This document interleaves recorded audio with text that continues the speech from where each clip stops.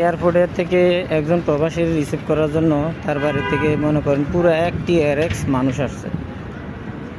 আসার পরে এটা তো জানেন, সবাই জানেন, সারা বাংলাদেশের মানুষ জানে অ্যাক্সিডেন্টটা খুব মর্মান্তিকভাবে একটা অ্যাক্সিডেন্ট হয়েছে। তো এখন আজকে আসছি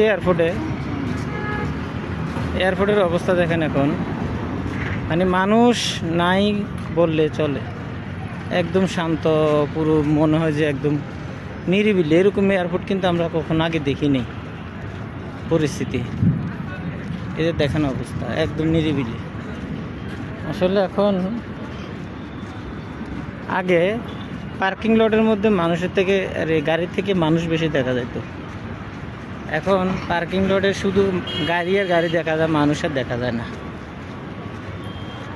এমন একটা অ্যাক্সিডেন্ট মানুষের এমন শিক্ষা দিছে যা বলার বাইরে।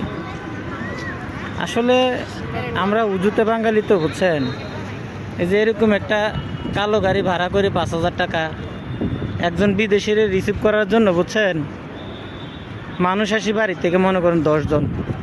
চিন্তা করি গাড়ি তো খালি যাবে, সমস্যা কি, ভাড়া তো দেমুই, সবাই মিলে যাক, যে ঘুরে আসক। কিন্তু এয়ারপোর্টে এসে যে মানুষ কি পায়, কি দেখে এই জায়গার ভিতরে, আমি এটাই বুঝি না। তো দুর্ভাগ্যবশত গাড়িটা এরকম একটা মর্মান্তিক অ্যাক্সিডেন্ট হয়েছে, হওয়ার পরে মানুষগুলো মারা গেছে। পুরা এই প্রবাসী ভাইটার জন্য সত্যি খুব দুঃখ লাগে। আসলে উনি দেশে আসার কারণে কতগুলা নিষ্পাপ যান চলে গেল একজন ড্রাইভারের কারণে, তার অসচেতনভাবে গাড়ি চালানোর কারণে। তো আমরা আসলে সবসময়